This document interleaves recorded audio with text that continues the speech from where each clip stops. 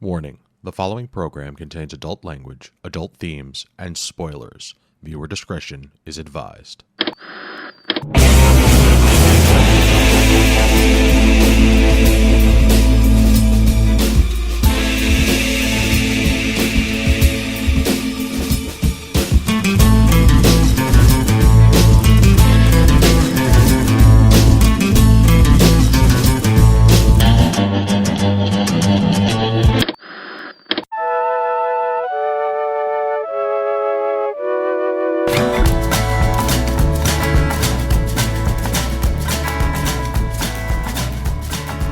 Good evening and welcome to this week's episode of This Week's Episode. This is episode 224 for the week of February 4th, 2021, and I am your host, Evan Goldstein.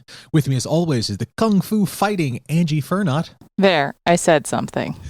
Bare knuckle boxing Chris Randazzo. There won't be enough of you left to spread on toast. And hatchet throwing Karen Randazzo. And yet, I'm concerned. This week was my pick, and I chose Warrior Season 1, Episode 1, The Itchy Onion. But before we get into that, here's your weekly reminder that you can get in touch with us at mail@geekade.com. Tell us what we're doing right, suggest a show, tell us what we're doing wrong. I mean, I guess just talk to us. You know, we'd love to hear from you. Send us hate mail. No, don't do that. Send us love mail. Love mail would be better. Just put TWEP in the subject line and it'll come right to us. So, yay. It has only been a week. So, Karen, Chris, how are you guys? Well, I gotta tell you, Evan, things changed. I gotta tell you, things changed. When last we spoke, Wandavision was very interesting. Yes. But we weren't quite sure where it was going. Right. And then a new episode came out, episode 4. Yes. And things have changed. They have. We're caught up now. We just watched both of those episodes today because we were one behind. And for a week or so, I guess, when did episode 4 come out? Was it last week? Yeah. It was this past Friday, just a couple of days ago, and I got to tell you, Evan, things have changed. You see, I was under the impression that I understood the trajectory of this show. That it was like, we're going to get these things, and it's going to, we're slow burning, and then you're going to get, the big, oh, that's what's going on. And maybe we'll get, an episode or two of what's going on outside of Wandaland here. Mm-hmm. But no, episode 4, they're just like, here's a bunch of stuff. And it's like, we just finished, we're actually not even done, we still have one left, but we've been doing a full MCU rewatch. Okay. And just in these last couple of days, we watched Ant-Man and Wasp. Okay, so you got, what's his name? Captain Marvel. And Captain Marvel. Okay. Nice. So we're pretty fresh on both the super awesome Asian detective guy and Monica Rambeau. So yes, the timing on that could not have been better. It's as if they were listening to you, Chris, or watching you. And it's just so lovely that they're pulling in these relative background characters. Dude came out and did the card trick. Yep. Right off the bat. He was learning that trick at the end of Ant-Man and Wasp, and he got it down to pull his business card. I loved that. Good job, Aiden. Yeah, seriously. For the That's record, fantastic. I've been telling Evan we need to do an MCU rewatch because of this. Because he walked out on screen and I was like Evan's like, oh, it's that guy. And I was like, who the fuck is that guy? You know, I really enjoy the MCU rewatches, and this was the first time I had done one. I know we were going to talk about snow and stuff, but seriously, it's fine. Just do it. Just do it. Own it. Let's go. I've quote unquote rewatched the MCU a bunch of times in my old job where I could just have movies running in the background, but I wasn't watching them; I was listening to them. This rewatch that we did, we took a bit of a gap in the middle there, but this was the first time I've really watched a lot of these movies.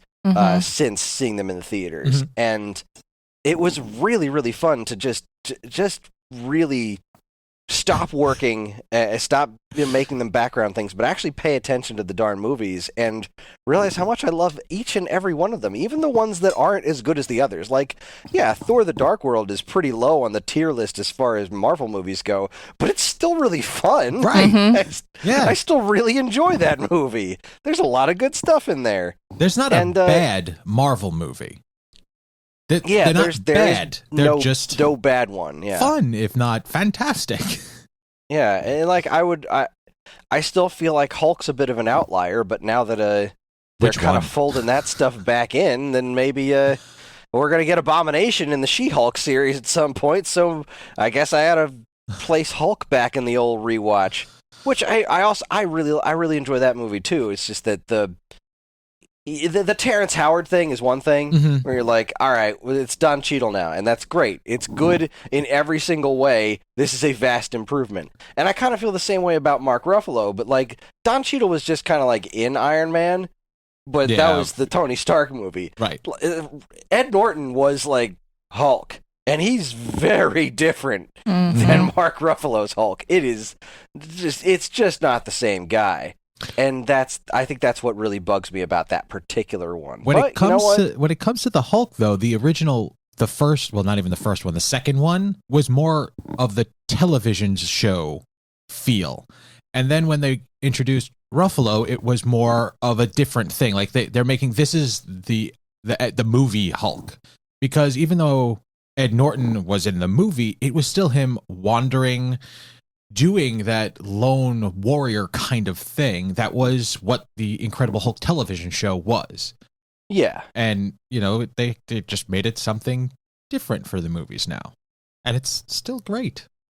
Yeah, fantastic. I mean, it's great. It's not even that it's a different character as in like it's written differently. It's played so differently. Right. Yeah. Like he doesn't act the same way. So, And we don't even talk about the first one anymore. No. Well, that's not part of the MCU at all. That's fighting lightning. That's and legacy giant content. Mutant and dogs. you just erase that from the histories, and we'll be good. Yeah, I mean, like I'll occasionally, if I really want to, I can look at the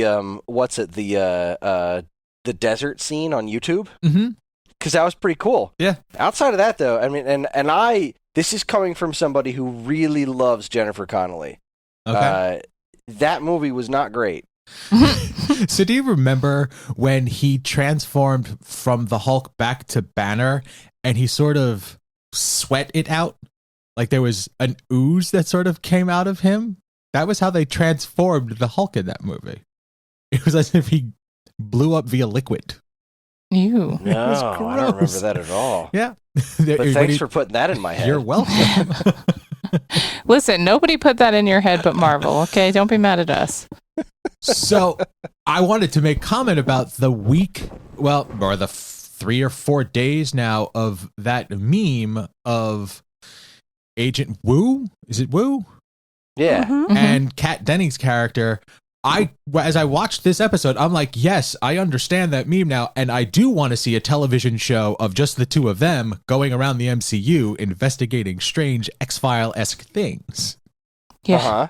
Yeah, sign me up. Yeah, right? Please and thank you. Meow meow. I'll take, meow meow. House space. Space is good, thank you. I love Darcy so much. I'm really happy she's a part of this. Me too. That was one of those things where like the first time I saw the Thor movie, I actually did not really care for it. And she was the only good thing in that movie for me. And, I gave it a rewatch and was much more forgiving the second time around. But yeah, she was what made that movie for me. And when she didn't have a bigger role, I was just like, yep, I'm over this movie. And now I get to see her like in a TV show and I'm all about it.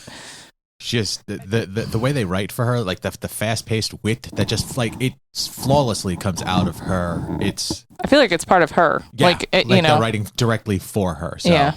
So Darcy's in the MCU again. She's a regular character on WandaVision. It's fantastic. What's funny is every time I can't remember her name. I know it's Dr. something, but it's always Dr. Kat Dennings. Dr. Darcy. She's a doctor now. She wasn't a doctor before. Right, and you were just saying, that's why she corrected him. That's what I was trying to say was they kind of crammed her sideways into this because when she was in the first introduced in Thor, she was a poli-sci major. She was not an astrophysicist. That's a big friggin' leap. Now, of course, we haven't seen her in a movie in quite a while, so I guess she had time to get that doctorate. But yes, because these movies are very hardly based in reality. And I mean, she's been involved. She's been with Jane Foster and like Thor and Dr. Selvig. Yeah, and all that. I mean, I can buy that her backstory is that she just chose poli-sci on a whim, and then once you started hanging out with Jane, she realized that she wanted to study that. Yeah, and she's obviously pretty decent at it too. So Yeah. good times. She is A-okay. I like it. I like that it's all like. There's still so much. There's still so much to learn. Like. Is Wanda doing this because she's having some sort of mental breakdown? Or is she doing this because somebody is kind of tricking her into doing this? Like, no. Or is somebody forcing this on her in some way, shape, or form? So the imagery of seeing Vision, the way Vision really is... Evan and I are on the same page. That to me screamed, no, delusion. I need to get rid of that in my life. Because anything that takes away her ability to maintain the illusion, she nopes out. Literally. Nope. So how did we feel about I completely understand that, and that does make a degree of sense, but there's also the possibility that somebody is doing this to her, as in like, all right, let's find out what the limits of this lady's imagination is. And this is all playing on things that have happened to her, but she's reanimated Vision, but she hasn't reanimated her brother. No. Though I was very happy that they mentioned it, but we'd had that conversation already. So I don't know. There's still a lot of questions. This may not be as straightforward. Not that it's straightforward in the least. Yeah, I was like, This may not even be that straightforward. And is this going to effectively result? Is Vision going to walk out of town and then just drop dead, or is this going to somehow result in him being back in the MCU as a living being? I mean, that's kind of honestly what I've been hoping for / expecting, because we all know, everyone who knows anything about her character from the comics knows that she has the power to do that. Like, she could bring him back. She certainly does. So it would actually, in my mind, make sense for something like that to happen, but I also don't know what kind of contracts have been signed, and we know that that's usually a bigger component than story, so who knows? How did we feel about the layout of the last episode? I mean, first 3 were all retro in style, and then for this 4th episode, it is straight up current, modern day, if you will, with the juxtaposition reality of what. Yeah, I didn't want to use reality because it's kind of not, but the juxtaposition of watching them rewatching all of the episodes that we have already seen. Kind of love it. I enjoyed getting a view onto what is, what's happening and in what kind of time scale it's happening. You know, like, I guess it's one episode equals one day on the outside world. Like, it seemed like, one day they were watching the I Love Lucy episode and the next day was the Bewitched epised. Right. I have to say I was a little unsure about that, because like it almost seemed as though she was like, oh, whenever she washes dishes at least once an episode, or she's near a radio at least once an episode. And the way that they said it almost implied like there was stuff going on that was like they were watching more episodes, but we've only seen the key ones. But I couldn't tell. So I was wondering if you guys had that thought, but I'm guessing no.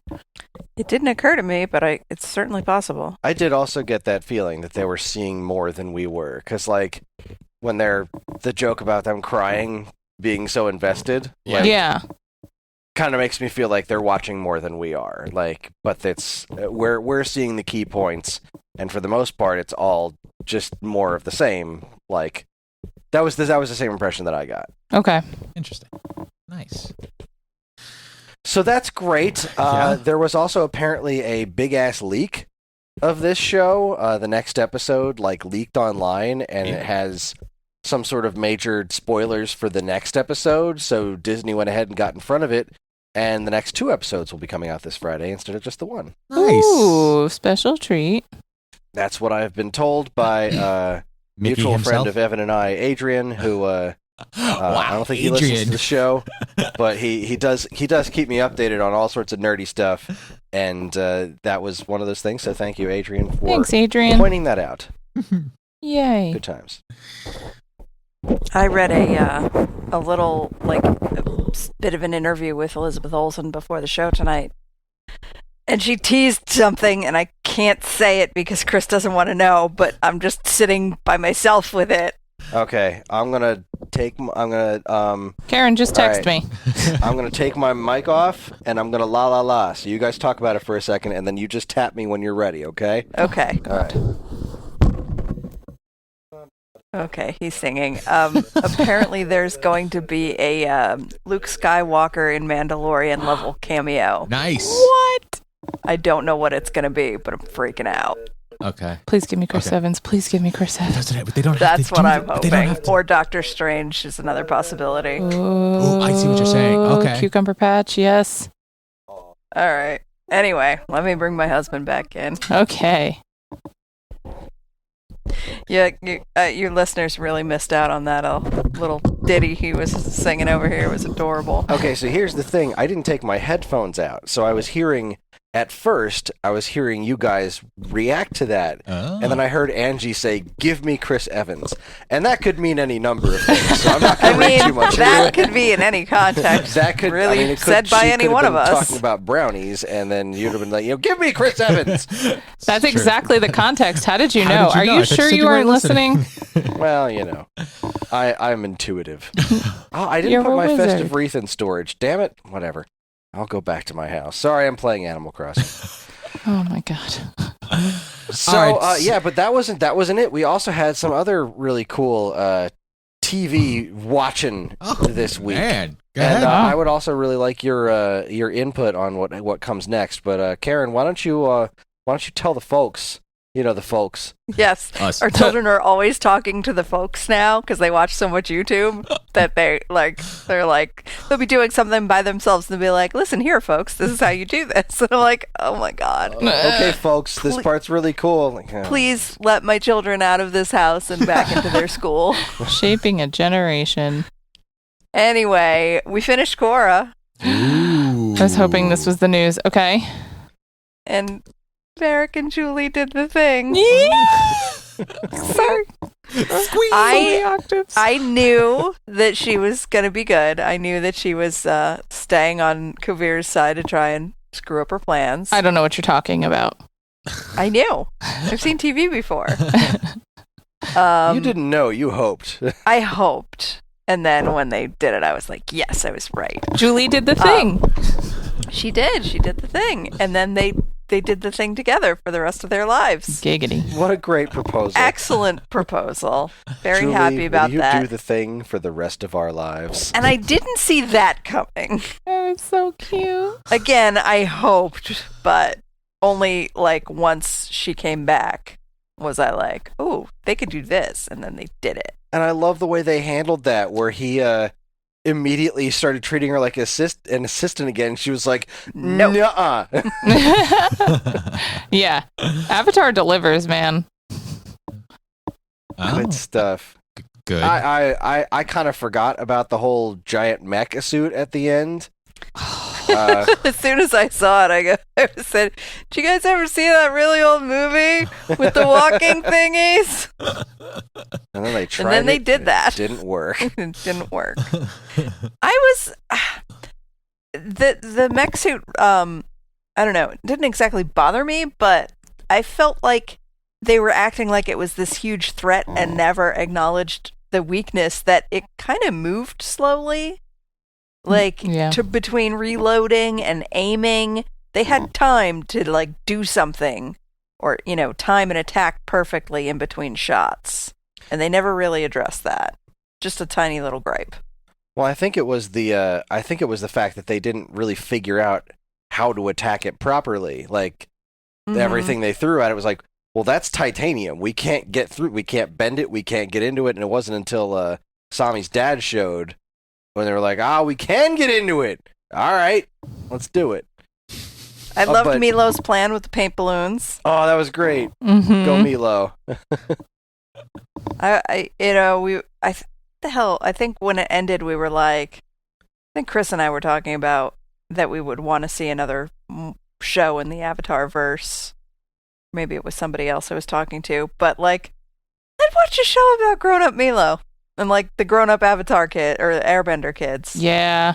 I think that'd be a good show. That would be a pretty good show. That's kind of what I was hoping for would be something where like you kind of got to see the airbenders come back, because Aang's entire culture had been wiped out in the original show. So like we really didn't get a lot of airbender culture, and the introduction of it in this series was so exciting for me as a fan. But like there's so much more, and you can tell there's so much more. I want to know who the next Avatar... Like, I want a show that's like a sequel to Korra the way this was a sequel to Avatar. Like, yeah. Like they could just keep going. Yeah, then we get to see... First off, it would be wild to see where they go technology-wise. Mm-hmm. Because that was one of my favorite things about this show, is how much of a technological leap, how much thought they put into what does the world evolve like when there's benders, you know? How does that work? And they did it very thoughtfully in this kind of steampunk sort of way. But like, so what would the next Avatar even look like? Yeah. And I would think that would be extremely interesting. Now, Mike, I was having this conversation, and then my friend Mike was like, but would there be another Avatar? I thought Korra was the end of the line. And I was like, I don't think so. I know that they, what was it? Unalaq severed her link to the previous Avatars. Yeah. But she's still connected to Rava, so I don't think that breaks the chain or anything. I kind of got the impression that, like, if anything, the line would restart with her. That's what I'm thinking. She's basically the new Wan. Yeah. But then in a way, like, she did still tap into Wan. Like, so she, like, I can't remember if the link was severed before that or after. I thought it was before. So if she could still tap into that, I think that I don't think it's completely gone.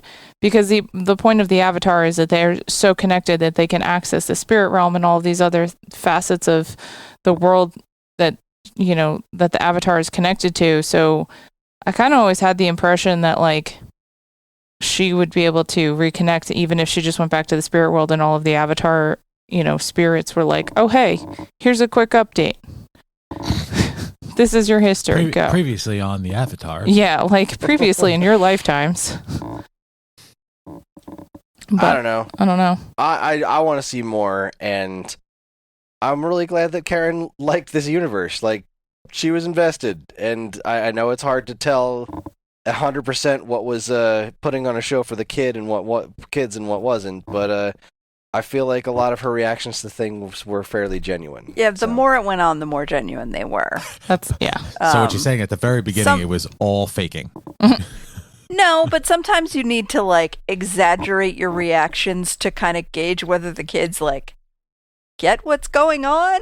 Mm-hmm. Because sometimes they're paying attention and sometimes they're just like, they're looking at the TV, but you have no idea if they understand what's happening. Yeah. So go ahead. Oh, I was going to say, so did they get it in the end? Kind of? Yeah. Oh, yeah. I mean, okay. the ending with her and Asami, I don't know if they got that, like, the intended creators meaning behind that, but Still not a fan.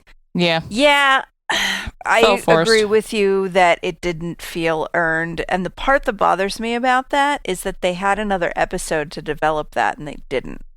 They had the flashback episode that they could have used to, you know, all of that screen time to weave that in.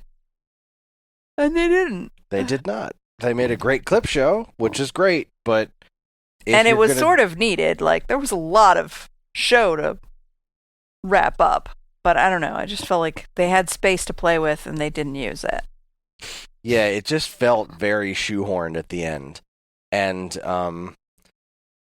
another show from some of the people involved in Legend of Korra, Voltron, had a similar situation in the end, but it was handled so much better because it was just like a background thing that had never been touched on. and then it was just a matter of fact. And because I don't want to spoil anything in case we eventually wind up watching that show, but that was there's ways to handle that situation, and this wasn't it. I had no problem with the theory of the two of those characters getting together, but there was nothing throughout that series that suggested that they were anything other than buddies. That was yeah. I'd argue that a little bit. There was the whole thing about when she was gone and she wrote more letters to Asami than to Mako and Bolin. And I feel like they did a little, but just not enough. And I do want to clarify that I don't have a problem with the two of them getting together, or Korra being gay or bi or whatever she is. But I just, storytelling wise is where the issue is. Yeah, agreed. I would say that's good clarification. That sums up my feelings way better. I agree. All right, but the real question is, where do we go from here?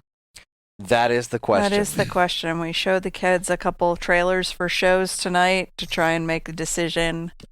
There was dissension among the ranks. Oh, no. Well, you cannot ever ask the kids, what do you kids want, and have them say the same thing. There's like a 1 in a million chance that they'll actually agree on something. So, but there are some through lines. I think there's going to be a way to make everybody happy. But these are the shows that I came up with, and that I think are good picks for our next show. Okay. Show number 1, we never got to finish She-Ra.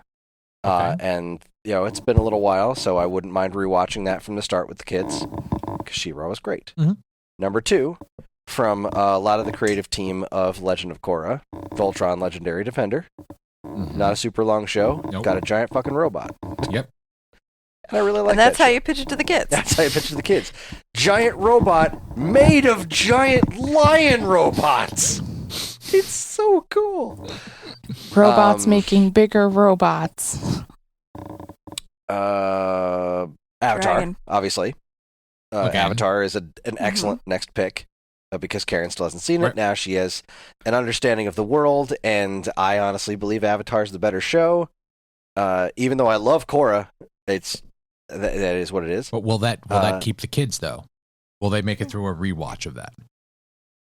I don't think the kids have any problem watching something they've seen before. Yeah, Oh my god! say, Have do you you met our not know kids? I think children? Ellie watched the same YouTube video today 4 times in a row.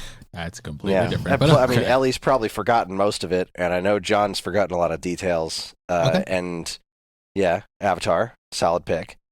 Or Dragon Prince, also from members of the creative team of Avatar and Legend of Korra. I need to finish that show. My gut originally, as we were talking about this, was to suggest Dragon Prince Mm-hmm. to see where that goes, so that everybody sort of starts fresh and something new is introduced to the kids, and then you get a little palate cleanse, if you will, and then after that you can return to Avatar, because then guaranteed they have forgotten everything. And What's the matter, hon? You choking on a violet? shut up. Can smell your stink from here. I love violets. Ugh. Sorry. So that would be He's an my old opinion. lady. Yeah, Avatar's not going anywhere. So Evan votes for Dragon Prince. That's good to know. What about you, Angie? What's your vote? I would either suggest. I like the idea of the palate cleanser. My thing was I think it really depends on Karen. Like, if you're ready to jump right into the next Avatar series because you just finished this one and now you're familiar with how the world works and whatnot and the Avatar concept. But I do think it might be nice because they are so drastically different. Like, you may have the reverse experience that we had where it was almost like culture shock going from the original Avatar to the new one. Because I was like, oh, fuck no. I don't know. Like, I was so deeply attached to the first one, but it was the first one that I saw. So I think the palate cleanser might be a good idea. I'm on board with the exact same choice that Evan made. So Dragon Prince is also your vote? I would say start with Dragon Prince and then, go to Avatar The Last Airbender, unless Karen is comfortable going straight to Avatar The Last Airbender, because that's always a good choice. So your second choice, because I'm asking everybody for 2 choices so that I can kind of go together. So Ranked Angie, your choice second voting. choice is Avatar. Yeah. And Evan, what's your second choice? She-Ra, Avatar, Dragon Prince, Voltron. I'm going to say Voltron because I really enjoyed the shit out of that show when I watched it. But is that a show that's actually watchable for kids? Like it, I think so, yeah. Okay. I only watched like 1 or 2 episodes of the new one, and I wasn't sure if like the concepts were a little more adult in the show, but I don't remember. I think similar to Korra, it deals with bigger concepts, but at the end of the day, it's also got, giant robots that turn into giant robots. It's got aliens and stuff. It's a lot more, not culturally diverse, but because there's plenty of diversity in the Avatar universe. But it's like now we're dealing with aliens that look weird and stuff. So there's a lot of fun stuff in there. Okay. I also, and the reason I say that as my second choice is because I think having the Voltron nostalgia also helps with that show. I would agree with that. I still think Dragon Prince is a better choice because it's the nostalgia that you're getting with that show is the storytelling, the world. It's sort of similar to it's closer to the Avatar world than it is to Voltron. I would agree with that as well. Dragon Prince is also just really freaking smart. That show is really good. Not gonna lie, and, that show has had such an effect that every time I see the Netflix logo, I hear Me too. I do it all the time. And I think there's a lot that the kids would really enjoy about Dragon Prince. And heck, my mom even watched some episodes of Dragon Prince because my niece was watching it, and then my mom just kept watching it because she's like, this show's really freaking good. It's really interesting stuff. Am I wrong to say that it might be helpful that one of the lead characters in that show is also a small child? Isn't that more beneficial for the kids to be engaged? Tell us about parenting because we really don't know. I'm literally asking because Voltron is great. It's bright and robots and whatnot, but Dragon Prince, technically the lead character in that show is a small child. Yeah, but there's also, that wasn't really a thing in Korra. Milo was there sometimes, but there was no one to latch onto, and Ellie every night was like, Legend of Korra, Legend of Korra. Okay. So, all right, yeah, I don't know that necessarily draws it in, though there's a pretty solid cast of characters in Voltron to link onto. There's very cool male and female characters in that show, so that's pretty cool. Yeah, it's true. I don't know. It's a tough choice. I haven't cast my votes yet. Did the new Voltron have a non-binary character? Or was it? I don't think so. Okay. One of the characters turned out to be gay, and one of the characters was in fact a girl. She was posing as a male. Yes. But so that people that's what wouldn't know it who was. she was. And then it turned, yeah. So and then it turned out, and then what is the princess was all like, I got this figured out. And she tried to be all subtle about letting her know that she knew, and she's like, I don't know what you're talking about. And then what was it? When she finally told everybody, half the cast was just like, yeah, I know. Okay. I didn't get that far. This isn't a great costume, right? So yeah, that's what we're looking at. Solid choices, guys. All right. Now, I guess the other question is, were there any other shows that you could think of that might be really good to show the kids? Because I'm also of a mind to say, well, maybe this is where we jump into Clone Wars. I don't know how much they'd like Clone Wars. Have they ever expressed any interest in the Ninja Turtles? They have. We've enjoyed some Ninja Turtle cartoons. I don't necessarily think that's Karen's cup of tea. Okay, sorry, Karen. Is that what the laugh was about? Okay. No, the laugh was about the fact that the 1990 original movie is Chris's favorite movie of all time, and we just watched it, last week for his pick for our family movie night, and the kids were, cracking up. They loved it, and, we've all been calling each other names from the insult scene since since then.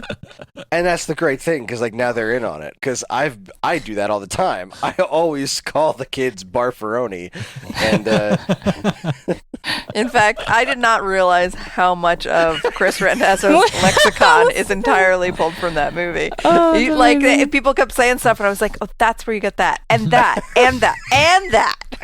That's like when I made you watch So I Married an Axe Murderer. Huh? Yep. Mm-hmm. so much of my vocabulary comes from the 1990 Ninja Turtles movie. It's so good. Well, I mean, That's while so you're good. looking Yes, for it is. suggestions, How dare you? I was thinking of the TMNT like 2012 Nickelodeon series that had come out, because I've watched at least a I've good watched a chunk bunch of of that that. with the kids. They love it. Okay. That show's great. I mean, Yeah. I watched it with the kids. I mean, I watched it when I was a kid. I don't know that I have any burning desire to return to it. No, that's yeah, fair. I mean, like, there's a lot of really good stuff in the 2012 Ninja Turtles. Like, I adore that show. It's fantastic. It's got some great plot twists, but it's Yeah. also like, it's not. You see what kind of show we're going for. The shows that are like a little like these are more. It's got more to offer adults other than Ninja Turtles nostalgia, and like yes. I So the love the 90s way that they X-Men is handled not- Karai in that show. That was super, super interesting. But like, that's because I know who Karai is and I know what the original story is. It was a fun play on it, I Yeah. don't think Karen would get very much out of that show. And that I didn't realize it's like specifically stuff that Karen can watch too, because on that note, like, I get maybe something a little bit more plot driven or diverse. Yeah, that's kind of where I'm going. The whole point was that, I guess when you started watching Korra, or like We watched when Avatar. you were about to watch. I understand you started with Avatar, but when you were either starting or about to start Korra, that I said, "Hey, can I get in on that?" Because it was the three of them. They always had this thing to like go do together, and then like I would, Yep. I suppose I never minded the break for a half an hour to go like have to myself. I needed it, but then I kind of got to feeling left out, and I was like, I'd rather like spend time with my family, even if I don't love the show they're watching, than like be by myself all the time. I can find other opportunities to be by myself. So we decided to make it a family thing. So it's not necessarily it has to appeal to me as much as it should appeal at least a little bit to all four of us. Yeah, Yeah. that makes sense. But if Turtles And- isn't your and- thing, like, you guys have plenty of other great options. Yeah, on my end, I want it to appeal to her because this is a neat opportunity for me to get her to see and or understand and appreciate some of the things that I love with all of my heart and soul. Yes. And it's not her cup of tea, but Yeah. it's something that she will enjoy more. She's playing with the kids. It's similar to like I was talking to Dan about this on Stone Age Gamer. Her and I are also playing through Pikmin 3 right now. Okay. I've Nice. always wanted to get into the Pikmin games, but I've tried and I've never liked them very much. But playing it with her changes everything because now the two of us are playing it together with the kids watching and pointing and helping us out. Aww. And it's a totally different experience. I now understand Pikmin. I'm not going to go back and play the other ones because I just don't think playing that kind of stuff single player is a thing. But this family dynamic has given me an opportunity to appreciate something I never would have been able to appreciate on my own. That's really and cool. I love that opportunity for Karen. She was never going to watch Legend of Korra on her own. She's never going to watch Avatar on her own. Right. But it's one of the most important pieces of fiction in my world, and now there's an opportunity for her to be able to enjoy it. Because her watching it on her own, or her just watching it with me, isn't the same as watching it with the kids. It's Yeah. never going to be. Yeah. So that's kind of like, well, now a bunch more stuff is on the table, like Clone Wars. There's Star Wars stuff that she wants to know because of all the Mandalorian stuff, the stuff that's coming out. Mhm. So now we have an ability to be like, well, now there's an excuse to really watch this children's cartoon, and kind of like it's easier to forgive its more childish nature when there's actual children watching it, you know? Right. Yes. It's like when you need a kid to go to Chuck E. Cheese. Yeah, kind of like that. Like, you can't go in there by yourself. The other thing that I would suggest then is if you guys actually were into it and not just being nice because you love me, Gravity Falls. They did like it, and we did also like it. I don't, So that would could be an that would be option. another. I'm just putting stuff out there on the table. I'm just leaving it casually. There's clearly some things you guys would rather see first. How But- much is that going to piss me off that the show got canceled? No, it didn't. Okay, no, it's complete. The story is whole and complete. It didn't Okay. get canceled. It got completed. There you go. Okay. So it's not going to piss you off. No. All right. That's good to know. If anything, Right, it has I'd rewatch be fine value with- because there's supposed to be Easter eggs hidden all throughout the show. I would be fine with throwing that in as an option, and I do also want to more seriously consider the Star Wars options as well. Unless it appear that Chris is the arbiter of taste for family activities in our family, that is not really the case. It's just that everything I want to show the kids, they are not old enough for that. Yeah, no, but that's the Yeah. thing. I think You that get them When in the they get teen to years? Yeah. tweens, then it is all me, man. Yeah. she is prepared for like when they're a little bit older, like no question. Like we're both We're itching. watching Monty Python. We're watching Doctor Who. Oh, my goodness, We're yeah. watching Bob's Burgers. But that's the thing. I love that you guys have this diversity in your tastes as parents because it does make it really cool so that like this is the time where Chris kind of like steers the direction of the viewing for the kids. But like, yeah, Karen, I'm gonna be so excited because like you guys have like the perfect combination of all of the things that I love. So like I approve of everything for your children and they should know how lucky they are. We just did Harry Potter with John. God. Karen had been reading him the first book, and so she finished Sorcerer's Stone, and then we showed him the movie, and he was still pretty scared. And we Aw. didn't finish it yet. Hoping to do that soon. It was a little bit cute because like, we read the whole book. He knows what happens. He knows like that everybody's gonna be okay. He was still scared when, scary things or dangerous things happened. And then there were other things that he just didn't remember from like early in the book. Like Hagrid shows up on the motorcycle and he's like, I didn't know Hagrid had a motorcycle. And I'm like, yes, it was the book. Come on, dude. Yeah. Maybe if I you mean, it was stopped like- dancing around and paid attention. It was like 4 months ago when we started the book, so I get it, but But for us, it's like, come on. Well, So how yeah, about you guys? yeah. What's gee, now at 9:41 at night? What's been going Well, on? the with first you half of the guys? show is going to be really short. Listen, I'm not sorry. I love talking to you guys. Yes. you could talk about the shows you've been watching. I really got nothing, man. I started watching Blown, right? Blown Away? Blown. That's a show. It's not about prostitutes. It's about glass blowing. I don't know. I didn't feel well when I started watching it. And I'd watched part of the first season when they aired it, and I was like, oh, this is pretty cool. And then I was just kind of like, all right, yeah, whatever, moving on. And then I started watching the second season, and it's just like one of those things where I was like, oh, I'm not feeling well, so this is kind of nice and comforting. But I tend to skip through a lot of it because, like, I mostly just want to see the end results. I want to see part of the creation, the conceptualization, like some of the stages, and then I just want to see like the end results. It So could be like an 8-minute show for you, yes, but instead it's a yeah. half hour, 45 minutes. I watched the highlight That's how reel. I felt about American Gladiators and friggin' American Ninja Warrior. Remember when those shows be all like, Yep. all right, here's the cool stuff. Now we're going to spend 15 minutes talking about everything this guy's ever done in his life. Yeah, You like don't give a crap. hard Stop pass. that. Thanks. Well, So honey, that you- and what? I'm looking at the screen of that show that your friend made me download for you that he sent you. I was gonna jump into that next. Oh my god, calm your tits. All right, so I'm not letting you get away from saying that you watched this show. Evan is very bitter because one of my Twitch viewers, who I love very much, might have brought to my attention that Step Up got a TV show that ran for 2 years. And I, being the wonderful human that I am, was enthusiastic about it.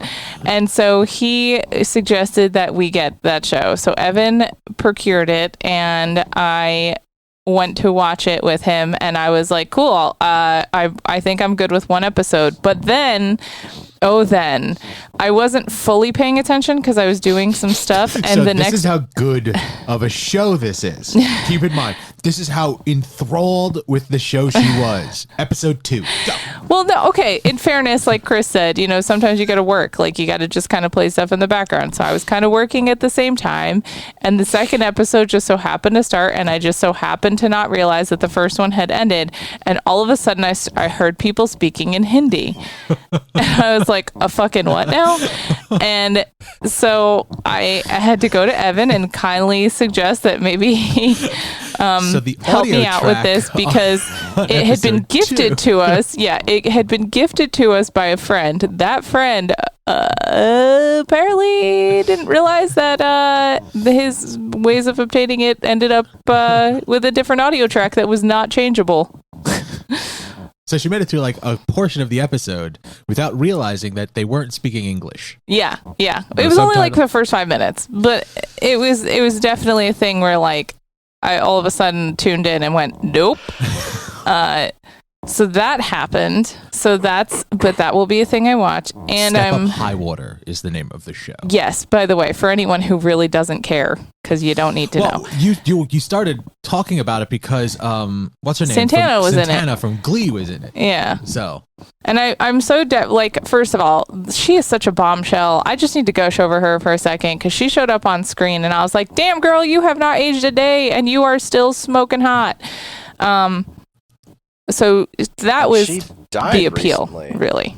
she died what, in a drowning in like accident? a boat thing, right? Yeah. Yeah, something she like that. drowned. Yeah. That was crazy. Yeah. Yes, it was. And it's more upsetting to me now because I actually give a shit. Like before I was like, yeah, another celebrity, whatever. And then I was like, oh no, I'm watching Glee and I get it now.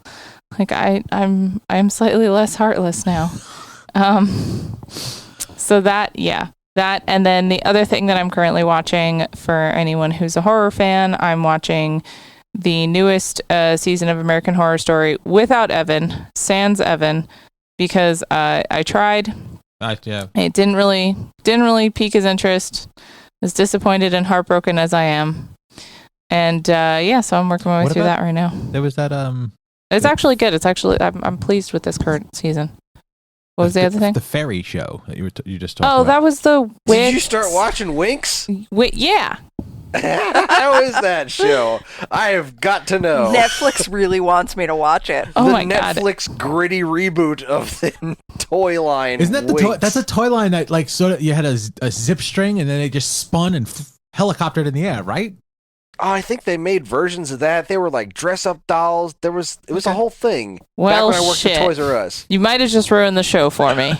Did you not know? No, It's a gritty reboot of a freaking like Chris, toy I grew up line. under a friggin' rock. Okay, I shoveled horse shit. That was my childhood. Fuck. No, I didn't know. Toy line. I'm doing it like, dude, I Google search winxclub.com still is the first thing that shows up, and it is bright pink and all Jesus. cutesy little animals and stuff like this. That is still very much the brand. Okay, well, no regrets. Okay, So how's the show? I like Yeah, it. how's the show? I gotta It's- know. It's definitely no Bridgerton. Okay, it's not gonna make you smarter.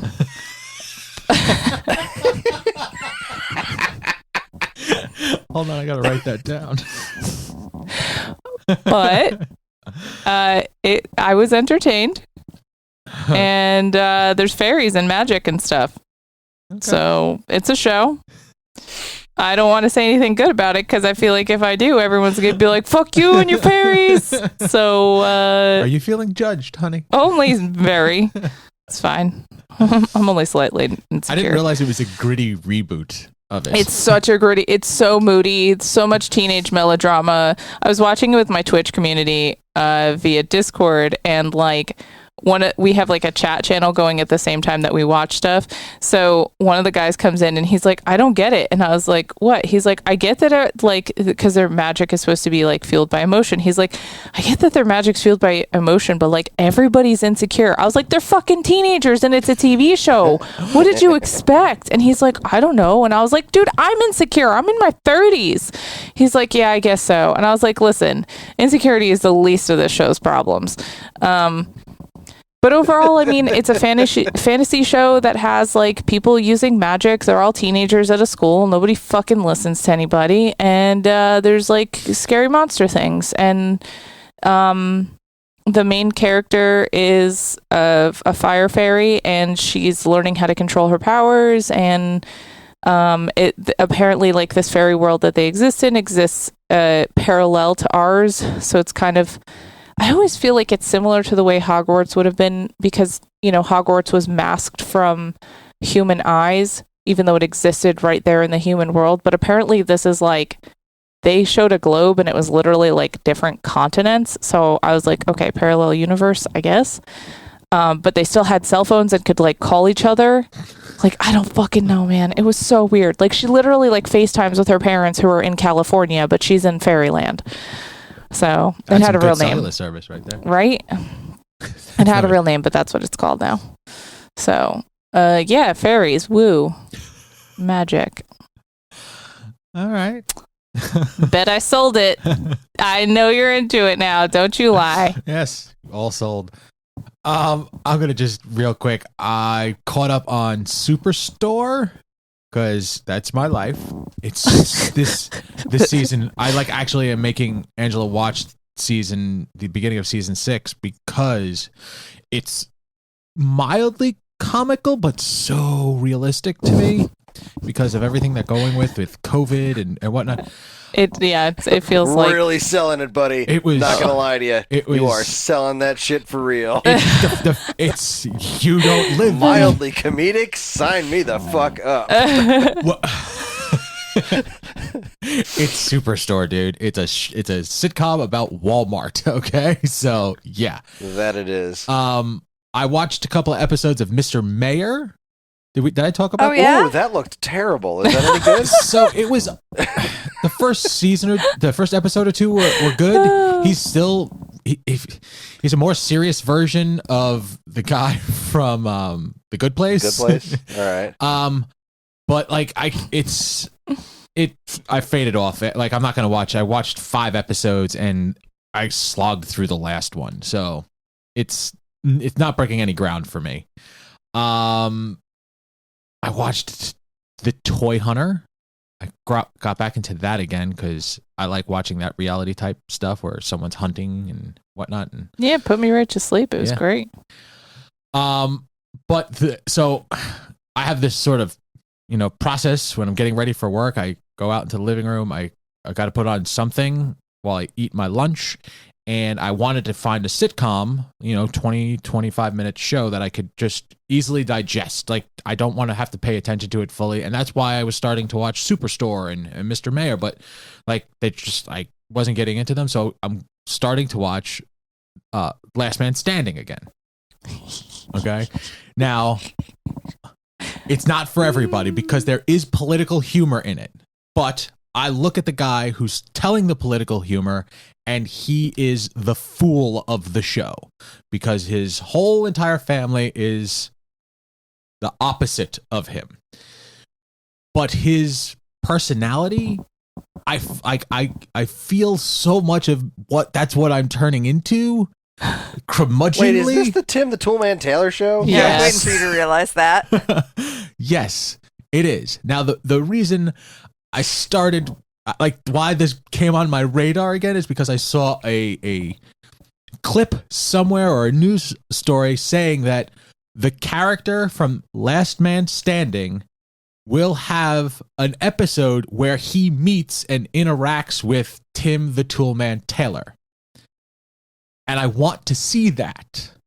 So I just started watching it again, and it's quick, and it makes me laugh a bunch, and I ignore any of the political crap that pops on the episode. It's just something that I can watch and just move on. I don't have to really think about it. And It's great.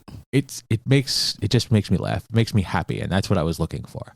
I honestly feel like it does reflect aspects of our relationship for real. Because there's just certain conversations that Evan and I have had where he's like, we are not going to agree on this. And I'm like, we must. And he's like, I don't think we're going to, honey. It's okay. We can have different opinions. And I'm like, can we? Can we? And this show articulates that in a way that's very approachable and hilarious. So that's, I like it. I'm not going to make any excuses for it. I enjoy it. I am planning on also watching the show Resident Alien. Ooh, that looks good. Okay. I was thinking about making that like a pick sometime soon. So right? That's what's it? That's Wash. Wash as an alien. As an Yep. alien. Yes. What? Yeah. So No, I'm totally into that. I did not know this was a thing. Please tell me more. So Alan Tudyk plays a stranded alien who lands on Earth, but he poses as a human, and I want to say he poses as a human doctor, if I'm not mistaken. But it's like his mannerisms and stuff are very awkward. So it's Alan Tudyk being Alan Tudyk. Yeah, it's like, okay. And every once in a while, you see what the alien really looks like, and it's very funny.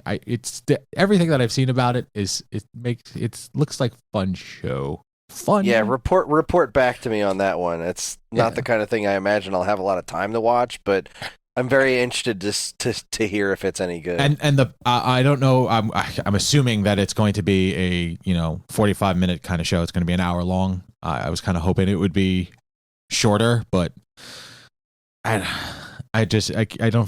don't find the energy anymore to sit for an hour. Like, shows aren't keeping my attention long enough anymore. So we'll see. I'll give it a shot, and I shall report back. But it's Tudyk. Awesome. We're gonna enjoy it no matter what. Yeah, I It's mean, Tudyk. how bad could it possibly be? It's true. So, all right, that's it. Let's take a break. Because when we get back, we're gonna talk about my pick for this week, Warrior. Yes. Hooray! So, please stay tuned for our commercials. Be right back. Are you enjoying the podcast you're listening to right now? Of course you are. But did you know that it's just one part of an entire network of geek-related goodness? Geekade.com is your one-stop shop for fresh original content no matter what your geek is. Each week you'll find articles and podcasts about comic books, horror movies, X-Men, music, video games, music in video games, Transformers, anime, TV shows, tabletop gaming, wrestling, beer, and more. And hey, if you want to help us create even more original content, please consider supporting us on Patreon. That's available at patreon.com/geekade. What's your geek? Hey folks, I'm Karen. You may know me as a writer for Geekade.com or as a co-host of the This Week's Episode podcast. But did you also know I make and sell all the handmade cross-stitch items available at Shoot the Moon Stitches? I have pieces for many different flavors of fandom, including Star Wars, Doctor Who, Supernatural, The Good Place, the Marvel Cinematic Universe, and more. They make great decorations for your home or office and unique gifts for the geek who has everything. I also take commissions to make the perfect piece that suits your fandom and style. You can buy online or find me at your favorite local convention or offbeat art show. Visit Shoot the Moon Stitches on Etsy.com and follow me on Facebook, Instagram, and Twitter at STM Stitches for the latest updates and to see examples of my work. That's Shoot the Moon Stitches for all your handmade, geeky, snarky cross-stitch needs.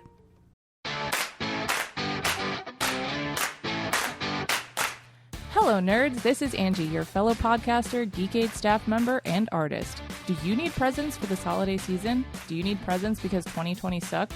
I get it. I hear you. I'm here for you. Treat yourself and your loved ones to something special and check out my Etsy store. As an artist with over 10 years experience, I have a little bit of something for everyone. I have wood-burned ornaments, nerdy prints, and original comic art and portraits. Want a commission? I do those too. Go to etsy.com/shop/artofangela or check out my website for samples of my work, commission info, and contact information at angelafernot.com. Shop small, think big. Geekade is looking for some partners. If you have something you'd like to advertise on any of our podcasts, our powerful overlords are ready to talk to you. Send your proposal to mail@geekade.com with the words podcast ads in the subject line, and our diligent army of trained ants will put you in touch with the head of our advertising department. With a weekly audience that reaches well into the dozens, Geekade is the perfect place to get your ads into the ears of the right people. Once again, that's mail@geekade.com. Send your ad in today. And That we're too. back. All right, it's time to talk about the topic for this month. It was my choice. I chose Warrior Season 1, Episode 1, The Itchy Onion. It'll never not make me laugh. Yeah, it's a cute title.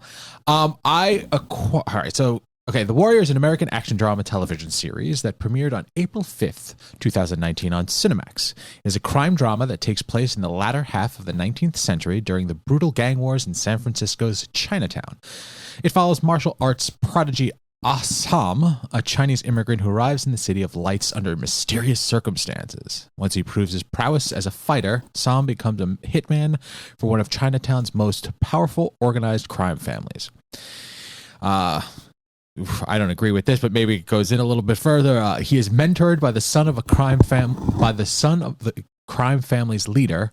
Learning the ins and outs of gang warfare, Sam wins the confidence of brothel madam Toy. Sorry. Eventually revealing to her his true intentions. Warrior is based on the writings of martial arts artist legend Bruce Lee and features a largely Asian cast. So, the reason this show tickled me is because the aesthetic of it reminded me of what was that Western on HBO? Deadwood? Westworld? Deadwood. Oh. Okay, it just had that Deadwood feel, and then it's martial arts. That the trailer was all martial arts action, and I know my fiance should have been born overseas. It's not that okay. I like Eastern culture, She's specifically obsessed. Asian She's culture obsessed with and food and yes stuff. So I figured that this would be something that we could both sit down and enjoy. It didn't dawn on me Cinemax and nudity and all that stuff, because usually that's done like that. That'll take me out of a show like this. But yeah, there was a lot of butts in this show. There certainly was. So, Chris, last week you started to mention it, like you had things to say. I'm curious, first off, what did you guys think? I liked it. Oh, okay. How come? Tell us how you What really can I feel. say? I like butts. There it is. I think it started off, and I was like, "All right, what's this stupid thing? All right, let's watch this. What's going to happen here?" And I guess I didn't really make the Bruce Lee connection, and even then, I was like, "All right, but no, this dude fights like Bruce Lee." Yes. When this dude started fighting in the beginning, I was like, "I am in. I don't really care what happens in this show as long as I get to watch this dude fight." Because Yes. I love some good kung fu action. I just like watching real martial arts. Yeah. You mean you love some kung fu fighting? I do. I love it when everybody's kung fu fighting. Kicks as fast as one thing that Angela had mentioned, and it's not something that I normally pay attention to. The choreography in this show is great, first and foremost. Yeah, it is. Mhm. But they Even don't. I noticed, and I'm an idiot. They don't do that cutaway thing that most martial arts Jump cuts. Yes, jump cuts. They're not doing that in this show. They Yeah, are, there's but they're not the- doing it as much. Yeah, they're filming it more like a kung fu movie. The fights are like, all right, we're doing this thing. And then they do it, and it's awesome, and I'm into it. Karen, Yes. what about you? How did you feel? I was okay with it. Okay. I had some issues with it. I thought the fighting was great. Mhm. It was definitely not shy about it it being a premium cable show. There's no shortage of nudity, gore, blood, sex, it was cursing. Bootylicious. Like, this show cursed more than I do, and that's saying quite a bit. That was the Deadwood influence, I feel. Yeah. Yeah, it was like modern English in 1878. Yeah. Yeah. Yeah. And that took me out a little bit. I was like, okay, I get it. You're doing this because you can, but you don't have to just because you can. Like, you don't, every other word does not have to be fuck. Like, it was provocative when it was Deadwood because it hadn't been done before. Now it's been done before because Deadwood did it.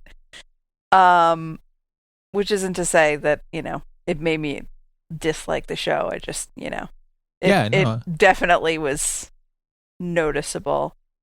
I had some issues with the way that didn't really. There were women characters, but there weren't any that I liked. There weren't any that I felt got their due. The wife, the mayor's wife, I actually did like a lot. I thought you would. I knew you were going to pick that quote, by the way. But she had barely anything to do, and like it seemed like the show didn't know what to do with her. And maybe that's just a factor of this being the pilot, and we'll get more into her. Seems like it's got a lot of avenues to head down. Like that was one of the things that when this episode was over that Angela and I agreed on. There's a lot of things started in this episode. Yeah, this definitely did a lot with the time that it had. And I thought it was interesting about the the cops and their different loyalties, and the labor aspect of it was very interesting to me. It was like, wow, this is it's almost as if somebody in 2020 is writing this show about the rich and the poor and the immigrants and the 1% and all of this interesting stuff. And then it was when the guy was giving the speech in the bar where he was like, we can't just let the rich decide and blah, blah, blah, blah, blah. And then he got to the end of the speech, and then basically at the end of it was like, and so fuck the Chinese. And like, you were so close. You almost you were just damn it, right there. Like, well, and like to his mindset was like we went and fought for these rich fools and we fought their war, and now they're not protecting us, right? Because there's this influx of Chinese immigrants that are being used as, in essence, slave labor. So the underlining of this episode was that's pretty much, and it was also the transition of like immigration patterns, right? Well, yeah, like you have Irish immigrants. First, they're bringing in slaves, then you have the Irish immigrants coming in as workers. Then they end up fighting this war. Then you have Chinese immigrants coming in, and the Irish are like, "We fought for our place. What have you done?" Man, America's great, isn't it? Right? Awesome. But that was what Bruce Lee wanted. He wanted to touch on the ugly side of history. So. And he did. Wait, did we mention the fact that this is something that was created? I said it's based on the writings. Based on the writings of, yeah. So, and as you said, Chris, you like the choreography. Like I didn't realize that Bruce Lee was a writer per se of fiction or historical fiction, I guess. But they are touching with the main character of the show, like like when you see him fight, even though that is a martial arts style, like it could be Bruce Lee, the floating, this fluidity of his motions and whatnot. Yeah, the way they connect, the way how strong his arms, like they don't move. It's not like watching a Marvel movie. It's really not like watching a Marvel movie at all. It's not modern Hollywood, martial arts or anything like that. It's like watching a Bruce Lee movie. Yeah. Yeah. Which is awesome. And with that, like being on one side, and then you have this political intrigue, which, Karen, you make a comment about the mayor's wife. Like there's like, because of a horrendously violent act, these two guys are arrested, and the mayor is supposed to be protecting this rich dude, and then the wife is like, you do, like, these are humans, like these guys should go away. Why are you and like, it's like they're just dipping their toes in each one of these aspects. And I'm like so intrigued to see where this show goes with, like, it's already got, I think, a second season. It's I was kind of Puts tired the at ass the in aspect. Say that again. I said it puts the ass in aspect. Yes, Because I'm hilarious. yes. You're so I'm funny. so- And he I'm Let's so make a upset. boob joke next. I'm so upset that I actually asked you to repeat that. It's a heavy show because, like, we didn't even talk about, like, there are main characters throughout the, like, there are multiple main characters, like that one Irish cop that is now a sergeant. Like, he's going to be a big deal because he's the go-between of the two worlds. Mm-hmm. And I am super intrigued about the Georgia guy, the guy from Georgia, that's now part of his little crew. And they haven't. If I'm not mistaken, there was nothing that clarified that just because he was from Savannah, that he was racist and willing, like, in support of Southern beliefs of that time. No. And I'm not sure if they're going to do anything with that, but I noticed they pointedly did not clarify. Well, yeah. But I do like the fact that, you know, the Irish cop walks up and goes, I have no idea what I didn't understand a single word you just said, but I like the way you said it, so you're hired. Like, this is going to be an interesting dynamic between these two because one of them is a straight-laced cop kind of guy, and then the other one's like, no. This is the way this world works, and you have to be a part of this, and you have to get on board now, or you're gonna die, kind of thing. And then you have this whole world of, you know, the Chinatown gangs, like The Tong Wars. like, this is so much going on, and Andy wants his girlfriend back, and his girlfriend's our sister. His sister, and yeah, it's all sister. like, nah, I'm not into this anymore. I'm gonna kill people and stuff. so much. I don't know. I didn't follow the story all that well. I was really just there for the fight scenes. I'm not gonna lie. Well, I found the story, honestly, like, even though I tend to be into these kinds of shows, I found the story to be a little bit exhausting. And I like Because historical fiction. And go ahead, sorry. I mean, because it's dense. It is a lot It to was try to take in. it was throwing a lot at me. But one of the things is that, like, so this kind of reminded me of the show Black Sails, and the first time I saw the first episode of that show, I felt like I was kind of thrown into it and I had to figure out what was going on, and this felt similar. And after getting through the first episode, it took me 2 tries to do it, but after getting through the first episode and, like, getting more immersed in the story, you eventually start to really follow everything, and then you're just in it. And Black Sails is, like, such an amazing show. So I'm really hopeful that this show is going to keep picking up, and because of the fact that so the setting, this takes place in 1878, and, like, they're already talking about the fact that a war is coming, and you already know that Sam's character is, you know, this, like, prolific fighter, and they mentioned that he was a warrior in China. So I'm hoping that there will be a little bit more action involving him moving forward, because, like, I'm not gonna lie, I was a little bit more in this for the action than I was for the story, but I also love Bruce Lee, so I kind of, like, want to be a good fan. Like, I want to support this because this was a dream that he had before he died, and Hollywood was like, nah, fuck you, you're Asian. So I'd really like to see this story, like, be realized, even if it's not perfectly his vision. I think it'll be a good representation of what he wanted. So I really want to be on board for that.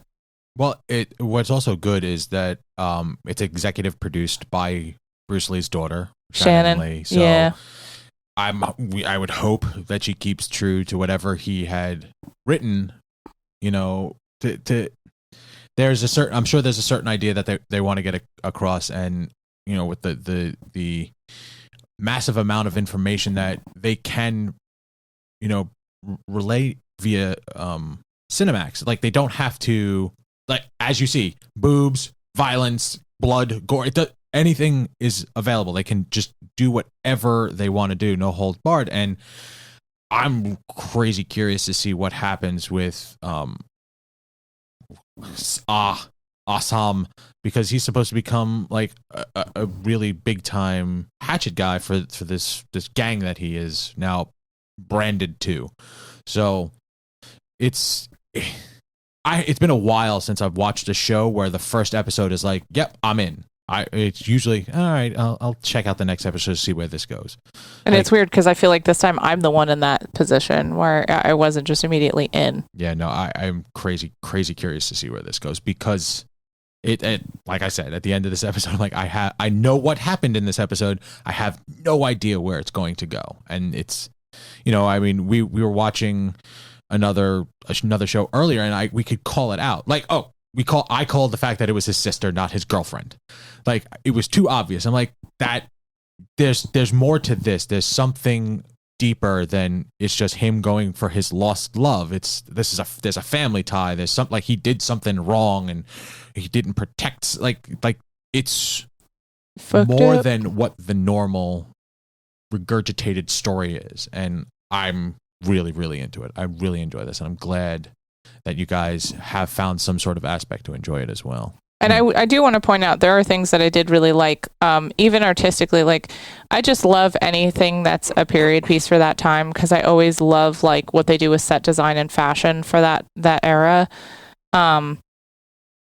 But I also thought, like, at one point I looked at Evan and I talked about how like transitions were really good in the show. Like, even the part where they had in the beginning of the episode, the guy's talking, he's speaking Mandarin, and all of a sudden the camera like rotates around him, and then it changes to English. By the time it does like a 360 around this character, and by the time it gets around, you understood seamlessly that as he switched from speaking another language to speaking English, that he is still speaking in that other language, but they have not made the viewers read subtitles. Like, that's what they're doing. And I was like, very well done. And Evan was like, yes, thank you. And then the, like, even scene transitions, like, there was the one where the guy pulls out the bottle, like the mayor, the Blakes, Mr. Blake pulls out the bottle. He's sitting in bed because his wife has basically done the ultimate fuck you, where she like does a mini striptease and then slams the door in his face, which yes. But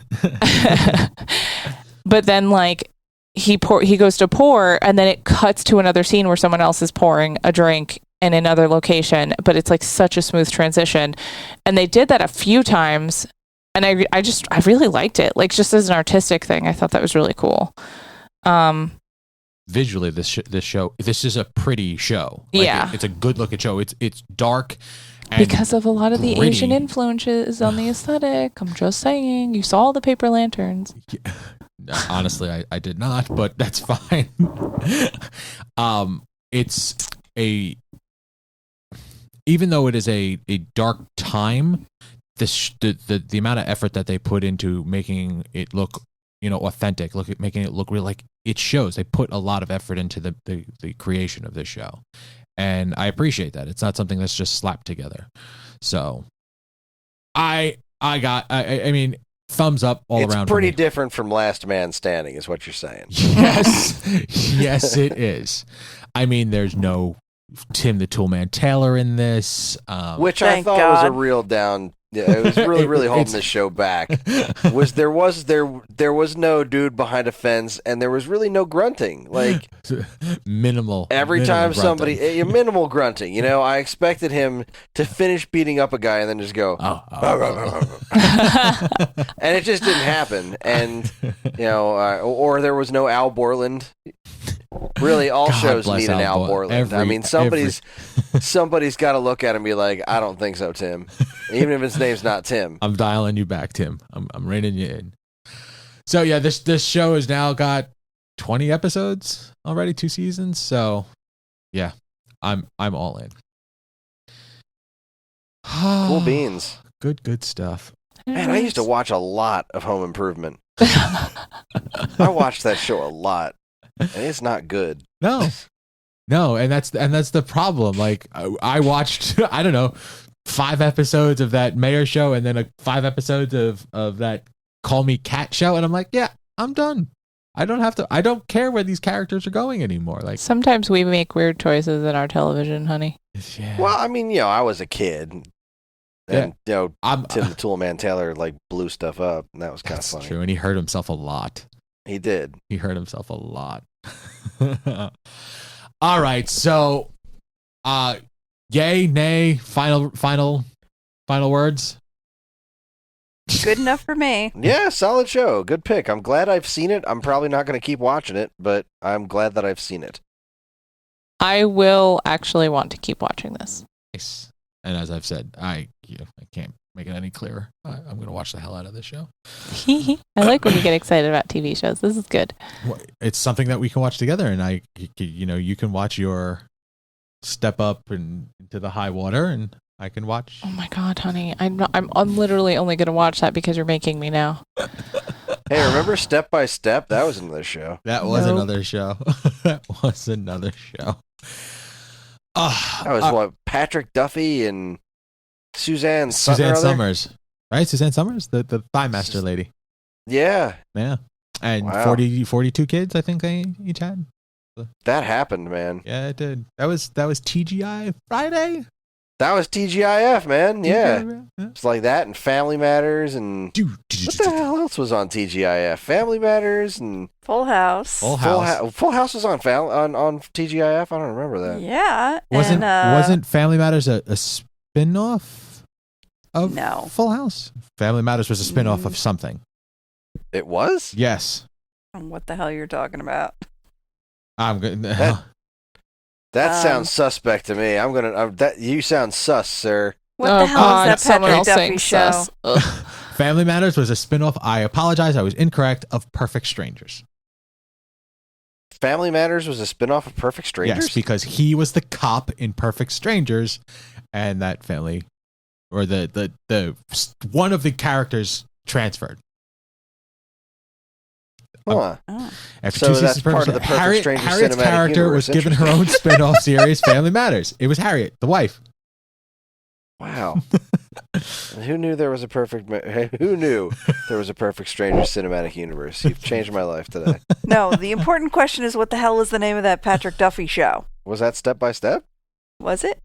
Patrick Duffy was on Step by Step. Okay, then that was it. And I just wasn't paying attention. Who could blame you? We're talking about TGIF. Yeah. Hey. It's the those are- America's Funniest Home Videos. Did that show up on TGIF? Yes. Hell yeah. Cut it out. Oh, man. Dave Oh my God. Dave Coulier. What was that show on Nickelodeon? Out of Control? Oh man, I should pick that just to see if it holds up at all. I don't think it held up to begin with. I don't remember what that show was about. I don't think you could find it. It was just Dave Coulier behind a desk telling people to cut it out. I think there were puppets at some point too. Who the hell knows? That was weird, man. Wow, Early so Nickelodeon was weird TGIF, stuff. that theory went for a long time. Full House, Family Matters, Perfect Strangers was part of TGIF. Step by Step, Boy Meets World, Sabrina the Teenage Witch, Dinosaurs, Hanging with Mr. Cooper, just the Hanging with Mr. Cooper. Yo, Dinosaurs is on Disney Plus now. That happened. That is did. there. That's the only thing so far that you've said that I can actually be like, I know what that is. Just the Baby. 10 I of understood us. that reference. She's a baby. I know.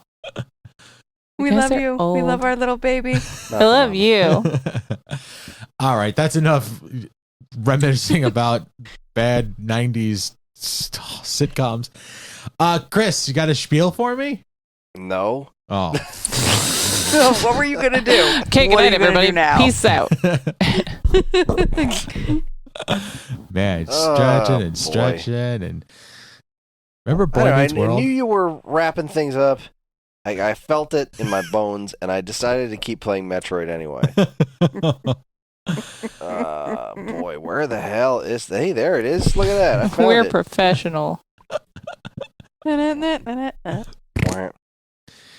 You can get in touch with us at mail@geekade.com, as well as all flavors of social media that we inhabit. You can like us on Facebook at Geekade. You can find us on Instagram at Geekade. Subscribe to our YouTube and Twitch channels for all our latest video content, and follow this show.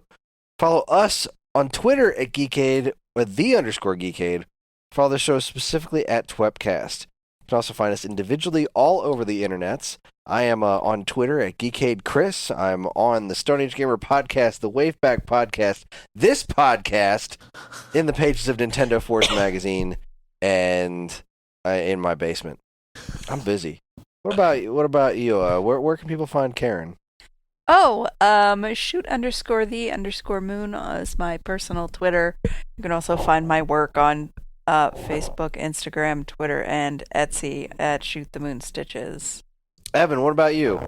Geekade_Evan on all the socials. And Angie, what about you? You can find me at A4Not on all the socials. All of them. All of them, everywhere. Just find me, Twitchy. except on Twitch. Do we It's a find different you one on Twitch. with A for not? No. No, that one's Lara Craft 13. Since we're going there, let's see. Boom. Hey man, I just plugged all my stuff. Everyone appreciate should plug you. all their stuff. Plugs Including are his great. basement. If you're interested in more information about anything we discussed tonight, tough nuggets. I'm just kidding. Check out our show notes, and while you're at it, you can also subscribe to and blah blah blah. Hope you understood that. If not, tough shit. Apple Podcasts, Spotify, or Stitcher. Tough rocks, pal. Another Ninja Turtles quote. Thank you very much. Seriously, he says it all the All time. Tough rocks, pal. You're fired. Your instructor's Casey Jones. If you're super nice, you can leave us a review because any and all feedback is welcome and appreciated. Again, always remember to keep your eyes on geekade.com for more fresh, original content. Back to you, Evan. Thank you so much, sir. You're welcome. Karen, it's your pick, It is. isn't it? Right? It Yeah. is. What do we got? What's the homework? Well, I'm going to take, first of all, I think you guys are going to be pretty happy Oh, Okay. based on our conversations. And second of all, I'm going to take a couple of pages from Evan's book. I'm going to pick season 1, episode 1 of a show. And I'm going to pick a sci-fi show. Let's sci-fi? watch Resident Alien. Yeah. well then. Nice. Did you notice how I was just sitting here quietly not saying anything while you guys were talking about that? I was curious. Was it that point in time when you went, oh shit, I got to pick next week's episode? Done. No. No, cool. It was at that point that I realized that, ooh, everybody's going to like my pick this week. Yay! That's a win. Planning. All right. There you go, folks. The homework is season 1, episode 1, Resident Alien. Does it even have it? Just the pilot, I guess. There you go, folks. Another episode in the can. From all of us here at this week's episode, I'm Evan. I'm Angie. I'm Karen. Do the thing. Good night. And this concludes our broadcast day.